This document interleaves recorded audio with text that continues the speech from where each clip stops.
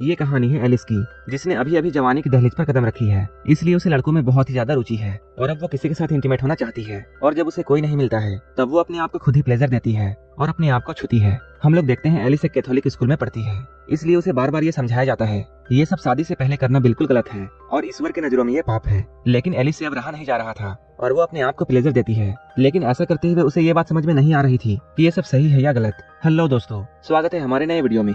आज की वीडियो में हम लोग एक रोमांटिक ड्रामा मूवी को एक्सप्लेन करने वाले हैं और इस मूवी का नाम है यस गॉड यस। कहानी की शुरुआत में हम लोग एलिस को हाई स्कूल में देखते हैं। तभी हम लोगों को ये बताया जाता है ये कैथोलिक हाई स्कूल अपने रूल्स के लिए बहुत स्ट्रिक्ट है और यहाँ छोटी छोटी गलतियों के लिए पनिशमेंट दी जाती है। जैसे अगर कोई लड़का बेल्ट नहीं लगाता है तब उसे पनिशमेंट दी जाती है और स्कूल वाले हमेशा लड़कियों की स्कर्ट को नापते हैं, कहीं उनकी स्कर्ट ज्यादा छोटी तो नहीं है ताकि लड़कियां छोटी स्कर्ट ना पहने। अगर कोई लड़की छोटी स्कर्ट पहनती है तब भी उसे पनिशमेंट दी जाती है। इसके बाद हम लोग क्लासरूम में देखते हैं, यहाँ एक टीचर स्टूडेंट को पढ़ा रहे होते हैं और इनका नाम है फादर मर्फी। वो इन सभी को सेक्सुअलिटी के बारे में पढ़ा रहे होते हैं। यहाँ वो इन लोगों को समझाते हैं किसी भी लड़का या लड़की को इंटीमेट तभी होना चाहिए जब उन लोगों की शादी हो जाए और उसे सिर्फ अपने पार्टनर के साथ ही इंटीमेट होना चाहिए। और अगर वो अपने पार्टनर के अलावा किसी के साथ भी इंटीमेट होगा तब उसे ईश्वर की नजरों में पाप माना जाएगा।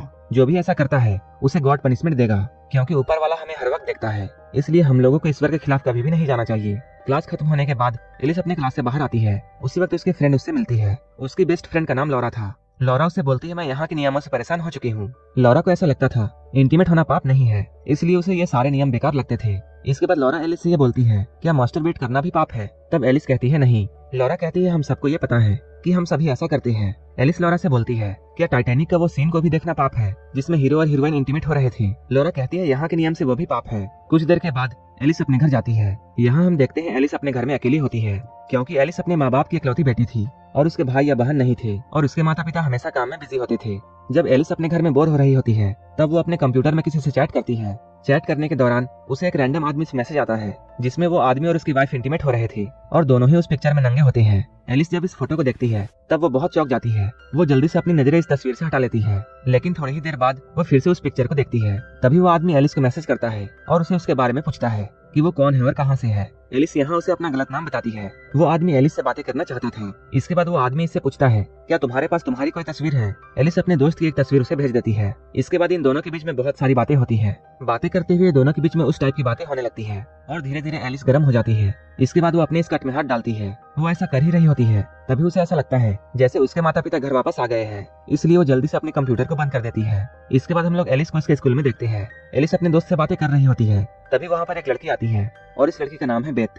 बेथ एलिस से बोलती है आजकल तुम बहुत सारे कांड कर रही हो और तुमने लौरा की पार्टी में तो कमाल कर दिया। लेकिन एलिस को उसकी बातें समझ में नहीं आती है और वो सोचती है ये लोग क्या बातें कर रहे हैं। तभी लौरा बेथ से पूछती है तुम मेरे पार्टी में क्यों नहीं आई? तब बेथ कहती है मैं एक ट्रिप पर गई थी और उस ट्रिप ने मेरी जिंदगी बदल दी। इन दोनों से ऐसा कहने के बाद वो यहाँ से चली जाती है। कुछ देर के बाद एलिस यहाँ चॉकलेट खा रही होती है, लेकिन उसके चॉकलेट खाने का अंदाज काफी अलग था और वो उसे चाट चाट कर खा रही थी। एलिस को ऐसा करता हुआ देखकर वहाँ बैठे लड़के हंसने लगते हैं। उसे उन लड़कों का हंसना अच्छा नहीं लगता है और वो यहाँ से उठकर चली जाती है। तभी एलिस के सामने वही लड़की आती है जिसकी तस्वीर उसने एक आदमी को इंटरनेट पर भेजी थी। वो लड़की यहाँ आकर उस पर बहुत गुस्सा होती है और वो एलिस से कहती है तुम बहुत ही बुरी लड़की हो। एलिस को उसकी बातें समझ में नहीं आती है। कुछ देर के बाद एलिस अपने एक टीचर से मिलती है। वो एलिस को समझाती है तुम अपने बॉडी के साथ ऐसा नहीं कर सकती हो, क्योंकि ये सब ईश्वर की देन है। तभी एलिस समझ जाती है कि पूरे कॉलेज में ये बात फैल चुकी है कि एलिस मास्टरबेट करती है और अब एलिस फादर मर्फी के पास जाती है और वो उन्हें अपनी पूरी बात बताती है। फादर मर्फी उससे बोलते हैं ये सब गलत है और वो उसे इसका उपाय बताते हैं। वो उससे कहते हैं तुम्हें ईश्वर के पास जाकर उससे माफी मांगनी चाहिए, तुम चर्च में जाकर 20 बार प्रे करो। एलिस ऐसा ही करती है। वो यहाँ प्रे करके गॉड से माफी मांगती है और वो सोचती है उसका दिमाग बहुत भटक चुका है, इसलिए वो कॉलेज के ट्रिप पर जाएगी जहाँ बेथ गई थी। वहाँ उसे ईश्वर के बारे में और भी जानने को मिलेगा, इसलिए वो इस ट्रिप पर निकल जाती है।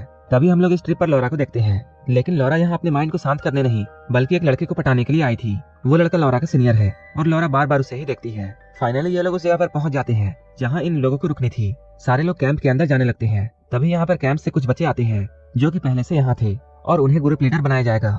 यहाँ पर हम लोग एक लड़के को देखते हैं जिसका नाम क्रिस है। एलिस जब क्रिस को देखती है एलिस को उससे प्यार हो जाता है। कुछ देर के बाद ये लोग कैंप के अंदर जाते हैं। अंदर जाने के बाद एलिस की मुलाकात नीना से होती है जो कि यहाँ की इंचार्ज है। नीना एलिस से ये बोलती है तुम अपना फोन हमें दे दो, क्योंकि तुम 4 दिनों तक यहाँ रुकने वाली हो और यहाँ फोन अलाउड नहीं है। ये लोग फोन इसलिए लेते हैं ताकि यहाँ आने वालों का ध्यान सिर्फ ईश्वर पर हो। इसलिए वो कहती है तुम्हारे पास फोन, घड़ी और ऐसी जो भी चीजें हैं तुम हमें दे दो। तभी एलिस उससे बोलती है मेरे पास फोन नहीं है, और वो ऐसा कहते हुए फोन को छुपा लेती है और सिर्फ अपनी घड़ी को देती है। यहाँ इन सारे बच्चों को अलग अलग ग्रुप में बांट दिया जाता है। एलिस के ग्रुप का इंचार्ज क्रिस था। वो इस बात से बहुत खुश होती है। कुछ देर के बाद फादर मर्फी यहाँ आते हैं। वो सबसे कहते हैं अगले 4 दिनों तक तुम्हें अपने आप को देखना है। यहाँ तुम लोग अपनी जिंदगी के उतार चढ़ाव को महसूस करोगे और ये सब तुम्हारे फ्यूचर के लिए बहुत हेल्पफुल रहेगा, क्योंकि ईश्वर ये चाहता है तुम अपनी जिंदगी पर ध्यान दो, इसलिए उसने तुम लोगों को यहाँ आने के लिए चुना है। यहाँ फादर मर्फी सभी लोगों को एक पेपर देता है जिसमें अलग अलग तरह के मोड्स लिखे हुए थे।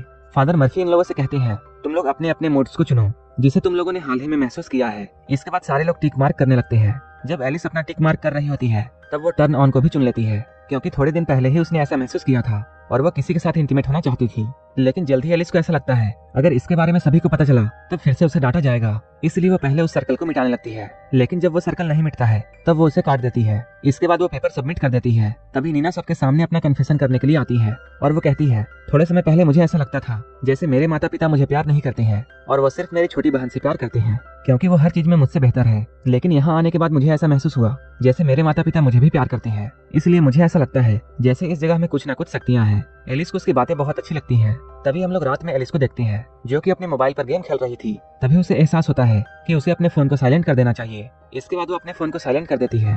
तभी उसका फोन वाइब्रेट होने लगता है। वो जैसे ही इस वाइब्रेशन को महसूस करती है इसके बाद वो अपने मोबाइल के वाइब्रेशन से ही अपने आप को प्लेजर देने लगती है। लेकिन थोड़ी देर ऐसा करने के बाद उसे ऐसा एहसास होता है कि इस कमरे में क्रॉस लगा हुआ है और क्रॉस के सामने ऐसा करना गलत है। इसके बाद वो रुक जाती है। अगले दिन हम लोग सभी लोगों को जंगल में देखते हैं। ये सारे लोग ट्रैकिंग करने के लिए गए थे। यहाँ एलिस जानबूझकर अपने आप को घायल कर लेती है ताकि इनके ग्रुप का लीडर जो कि क्रिस है वो इसके पास आ जाए। ऐसा ही होता है और क्रिस उसके पास आता है। एलिस नहीं चल पा रही थी, इसलिए क्रिस उसे उठा लेता है और वो उसे लेकर जाने लगता है। ये देखकर एलिस बहुत खुश होती है। इसके बाद वो क्रिस के साथ कैबिन में जाती है। क्रिस उसका बहुत ही अच्छे से ख्याल करता है। तभी यहाँ नीना आती है और वो एलिस से कहती है सभी को ग्रुप फोटो के लिए बाहर जाना है। इन दोनों की बातें चल ही रही होती है। तभी नीना एलिस के फोन के वाइब्रेशन को सुनती है। जब वो ड्रॉवर को खोलती है तब उसे वहाँ एलिस का फोन मिलता है। ये देखकर वो एलिस पर बहुत गुस्सा होती है और वो उसे कहती है तुमने मुझसे झूठ बोला, बाहर इन लोगों का ग्रुप फोटो होता है। यहाँ फादर मर्फी एलिस को डांटते हैं और वो कहते हैं तुमने फिर से हम लोगों से झूठ बोला और तुमने यहाँ के नियमों को तोड़ा है, इसलिए तुम्हें सजा मिलेगी और तुम्हारी पनिशमेंट ये है कि तुम इस पूरे जगह की सफाई करोगी। इसके बाद एलिस यहाँ की सफाई करने लगती है। जब वो सफाई करते हुए फादर के कमरे में पहुंचती है तब उसे वहाँ एक कंप्यूटर दिखाई देता है। वो देखती है यहाँ आसपास कोई नहीं है। इसके बाद वो उस कंप्यूटर को ऑन करके वहाँ चैटिंग करने लगती है। यहाँ वो बात करते हुए एक लड़के से इंटीमेट होने के बारे में पूछती है। तभी उसे ऐसा लगता है जैसे यहाँ कोई आ रहा है, इसलिए वो जल्दी से कंप्यूटर को बंद करके यहाँ से बाहर चली जाती है। लेकिन जैसे ही वो यहाँ से बाहर जाती है उसे नीना मिलती है। नीना उससे कहती है सारे लोग सच ही कहते हैं, तुम्हारे अंदर बहुत हवस है। एलिस को ऐसा बोलने के बाद नीना यहाँ से चली जाती है। अब इन सभी का यहाँ 3 दिन गुजर चुका है। जब सारे लोग बैठे होते हैं तभी फादर मर्फी यहाँ आते हैं और वो इन लोगों से ये कहते हैं किसी ने मेरे कंप्यूटर का इस्तेमाल किया है और वहाँ उसने चैट भी किया है, इसलिए तुम सबकी भलाई इसी में है कि तुम लोग चुपचाप मुझे बता दो कि मेरे कंप्यूटर का इस्तेमाल किसने किया है। लेकिन कोई भी इस बात को एक्सेप्ट नहीं करता है, इसलिए मर्फी इन लोगों से यहाँ कहता है ऊपर वाला सारी चीजों को देख रहा है और इसकी पनिशमेंट ऊपर वाला तुम्हें जरूर देगा। इसके बाद फादर मर्फी एक एक करके सारे बच्चों का इंटरव्यू लेता है ताकि उसे ये पता चल जाए उसके कंप्यूटर का इस्तेमाल किसने किया है। जब एलिस की बारी आती है तब फादर मर्फी उससे बोलता है पूरे कॉलेज में तुम्हारे बारे में चर्चे हैं और तुम्हारे हवस के बारे में सभी को पता है। मैंने तुम्हारे पेपर में देखा था तुमने टर्न ऑन को भी सर्कल किया था। एलिस यहाँ बहाने बनाती है और वो फादर मर्फी से ये कहती है मेरे बारे में कॉलेज में बहुत सी अफवाहें फैलाई गई हैं और मुझे ये पता है ये सब मेरे दोस्तों ने ही किया है, इसलिए आपको उन बातों में ध्यान नहीं देना चाहिए क्योंकि मैं एक अच्छी लड़की हूँ। फादर मर्फी से बात करने के बाद वो यहाँ से निकल जाती है। कुछ देर के बाद वो सफाई करते हुए अपने क्लासमेट से मिलती है जिसने उसके बारे में सारी अफवाहों को फैलाया था और वो उस लड़के से ये बोलती है तुम्हें हमारे कॉलेज में सबको ये बताना पड़ेगा, हमारे बीच में कुछ नहीं है और जो भी कुछ है वो सिर्फ अफवाह है। तब वो लड़का एलिस से कहता है मुझे इन सब के बारे में कुछ भी नहीं पता है। तभी वहाँ पर फादर मर्फी आ जाते हैं और वो उस लड़के को लेकर यहाँ से चले जाते हैं। इसके बाद एलिस साफ सफाई में लग जाती है। तभी एलिस खिड़की से ये देखती है नीना एक लड़के को किस कर रही है और किस करने के बाद वो दोनों इंटीमेट भी होते हैं। इस चीज को देखने के बाद एलिस बहुत चौंक जाती है। उसके हाथ में सफाई करने वाला झाड़ू होता है। इसके बाद वो उस झाड़ू से ही अपने आप को प्लेजर देने लगती है। अपने आप को चरम सुख देने के बाद वो लौरा के पास जाती है और वो उसे पूरी बात बताती है कि नीना क्या कर रही थी। लेकिन लौरा उसकी बातों में विश्वास नहीं करती है। लौरा उसे बोलती है तुम्हारे दिमाग में सिर्फ यही सब चलता रहता है, इसलिए तुम्हें सभी लोग ऐसे लगते हैं क्योंकि तुम्हारे दिमाग में बहुत सारा हवस भरा हुआ है। तुम्हारे जैसी लड़की मैंने आज तक नहीं देखी है, इसलिए तुम अब से मुझसे बात नहीं करोगी। इतना कहने के बाद लौरा यहाँ से चली जाती है। एलिस को बहुत ही ज्यादा गुस्सा आता है। इसके बाद एलिस को कहीं से उस लड़के का ब्रेसलेट मिल जाता है। ये ब्रेसलेट उसी लड़के का था जिसने एलिस के बारे में अफवाह फैलाई थी और वो उसके ब्रेसलेट को उठाकर फादर के कंप्यूटर के पास रख देती है ताकि सभी को ऐसा लगे उसी लड़के ने फादर के कंप्यूटर से चैटिंग किया था और वो फादर के रूम की तरफ जाती है। तभी फादर यहाँ आते हैं और एलिस जाकर छुप जाती है और वो यहाँ आने के बाद अपने कंप्यूटर को ऑन करते हैं। इसके बाद वो अपने कंप्यूटर में एडल्ट मूवी देखते हैं और वो साथ ही साथ मास्टरबेट करते हैं। इस चीज को देखने के बाद एलिस बहुत हैरान होती है। इसके बाद वो गुस्से में बाहर आती है। उसे ऐसा एहसास होता है सभी लोगों ने अपने बारे में कुछ न कुछ छुपा कर रखा है और सबके अंदर ही हवस है। इसलिए वो क्रिस के पास जाती है और वो क्रिस को किस करने लगती है। क्रिस भी उसे किस करता है, लेकिन धीरे धीरे ये लोग इंटीमेट होने लगते हैं। तभी क्रिस को एहसास होता है कि ये सब गलत है, इसलिए वो यहाँ से भाग जाता है। एलिस यही सब सोच रही थी। तभी ये लोग रात में बॉनफायर बनाते हैं और उसके आसपास बैठकर ये लोग एंजॉय करने लगते हैं। लेकिन एलिस आज के बारे में सोच रही थी, इसलिए एलिस कैंप को छोड़कर भाग जाती है और वो सुनसान सड़कों पर चलते हुए एक बार में पहुंचती है। वो बार के अंदर जाती है। यहाँ उसकी मुलाकात एक औरत से होती है और उसका नाम जीना है। ये लोग यहाँ एक दूसरे से बातें करते हैं। बातों ही बातों में जीना अपनी कहानी एलिस को बताती है और वो कहती है जब एक समय था जब वो भी कैथोलिक हुआ करती थी, लेकिन एक वक्त के बाद वो इन सारी चीजों से तंग आ गई क्योंकि उसे हर बात पर डांटा जाता था और हर चीज में उसे डराया जाता था। अगर तुम ये करोगी तब गॉड तुम्हें ये पनिशमेंट देंगे, अगर तुम वो करोगी तब गॉड तुम्हारे साथ ऐसा करेंगे। इसलिए जीना इन सारी बातों से तंग आ गई। जब एलिस जीना की बातों को सुनती है तब एलिस को ऐसा लगता है जैसे जीना अपने बारे में नहीं बल्कि उसी के बारे में बता रही है। एलिस जीना से कहती है मैंने टाइटैनिक मूवी में एक सीन देखी थी जिसमें एक्टर और एक्ट्रेस इंटीमेट हो रहे थे, लेकिन मुझे उसके बारे में भी ये बताया गया अगर मैं उस सीन को देखूंगी तब मैं नर्क जाऊंगी, इसलिए मैं अब इन सबसे परेशान हो चुकी हूँ। तब नीना उसे बोलती है सभी लोगों के अंदर ये फीलिंग होती है, लेकिन कुछ लोग उसे छुपा लेते हैं जबकि कुछ लोग उसे नहीं छुपा पाते हैं। और जो लोग इस तरह की फीलिंग को नहीं छुपाते हैं दुनिया उन्हें बुरे समझती है और दुनिया ऐसा समझती है जैसे उनके अंदर हवस है। इतना कहने के बाद जीना उससे बोलती है चलो मैं तुम्हें कैंप छोड़ देती हूँ। इसके बाद वो एलिस को कैंप छोड़ने के लिए आती है। जब एलिस यहाँ से जा रही होती है तब नीना उसे बोलती है तुम्हें दूसरे कॉलेज में एडमिशन लेने के बारे में सोचना चाहिए। एलिस को भी उसकी बातें अच्छी लगती हैं। इसके बाद एलिस कैंप में वापस आती है। सुबह हम लोग ये देखते हैं फादर मर्फी उस लड़के को अपने पास बुलाते हैं जिस लड़के का ब्रेसलेट एलिस ने वहाँ रखी थी। अब सभी जगह ये बात फैल जाती है उसी लड़के ने फादर के कंप्यूटर से गंदी गंदी चैट्स की थी। ये जानकर लॉरा एलिस के पास आती है और वो उससे माफी मांगती है क्योंकि लॉरा ने एलिस को गलत समझा था। यहाँ एलिस उससे कह रही होती है मैं तुम्हें बहुत गलत समझती थी,